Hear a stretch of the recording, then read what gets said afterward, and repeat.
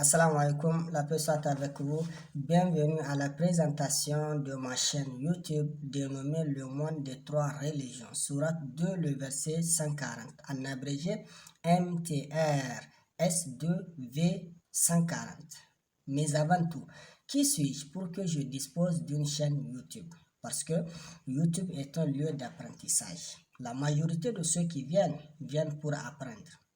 C'est pourquoi il est important, voire même obligatoire, que chaque youtubeur soit digne de sa chaîne. Dans cette optique, permettez-moi de vous présenter mes deux cartes d'identité, celle publique et celle privée. Je suis Youssoufi Haruna Seibo. Je me surnomme le consolateur du Christ, en abrégé le CC. Je suis étudiant en formation d'histoire en année de master aux facultés des lettres et sciences humaines à l'université Abdou Moumouni de Niamey, Niger. Je suis né dans une société fortement islamisée et grandi dans cette même société jusqu'à l'heure actuelle où je vous parle. En un mot, je suis de confession musulmane. Tout a commencé à mon âge mûr, lorsque, poussé par une curiosité d'apprendre ma propre religion, j'ai décidé de sortir du camp de l'ignorance et commencer à participer aux études coraniques et à écouter beaucoup de prêches.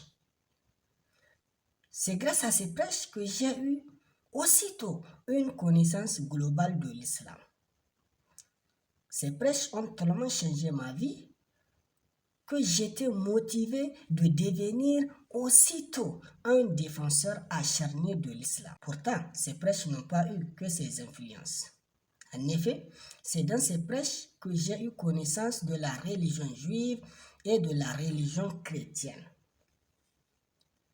J'étais stupéfait de la façon dont ces prêcheurs musulmans présentaient le regard de l'islam face à ces deux religions. Les chrétiens, par exemple, sont pris pour des mécréants. C'est parce qu'ils croient que Jésus est Dieu. Jésus est fils de Dieu. Marie est une déesse. Et ajouter à l'idée que la Bible a été falsifiée. Leurs argumentaires sont appuyés par des versets coraniques qui ne m'ont pas laissé indifférent. D'où la naissance du doute en moi.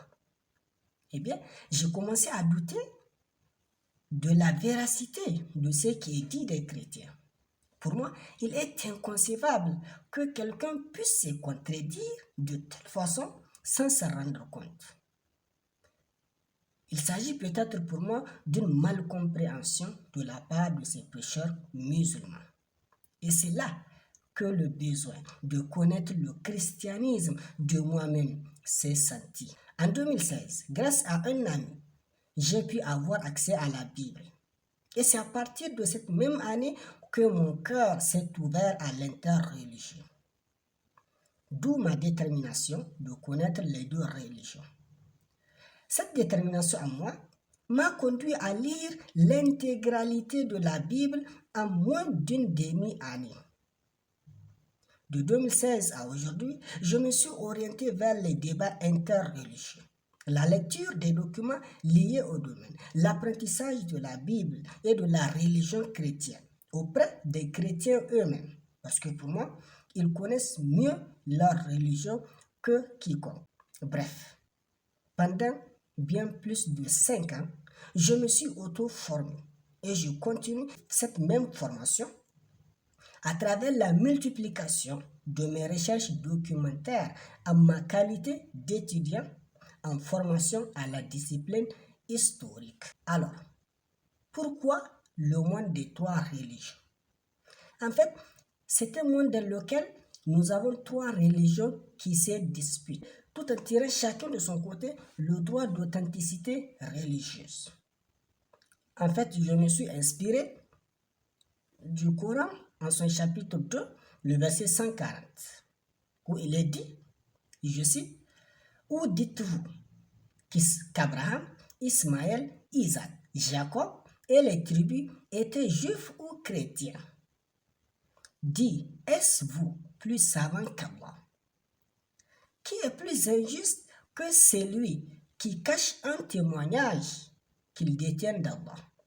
Et Allah n'est pas inattentif de ce que vous faites. » Fin de citation. Selon le verset, les Juifs et les chrétiens se réclament d'Abraham pour justifier l'authenticité de leur religion, alors que pour le même verset, ils étaient plutôt musulmans. Pourtant, en matière de religion, la vérité est unique. Alors, qui a tort, qui a raison? Donner une réponse directe à cette question, c'est manifester son ignorance dans le domaine du savoir, parce que ça nécessite beaucoup d'études et de recherche, et surtout beaucoup plus de concentration et de curiosité et d'objectivité. Et c'est justement pour répondre à cette question que la chaîne a été créée. Non pas par un oui ou par un non, mais bien en vous partageant l'expérience que j'ai eu à faire pendant mes nombreuses d'années d'apprentissage. Au programme. Dans le programme, je vous parlerai sur 2 volets. Un premier volet qui va concerner les critiques ou les répliques par rapport aux différentes problématiques qui seront soulevées dans le monde des 3 religions. Par exemple, l'idée que le Coran a copié la Bible.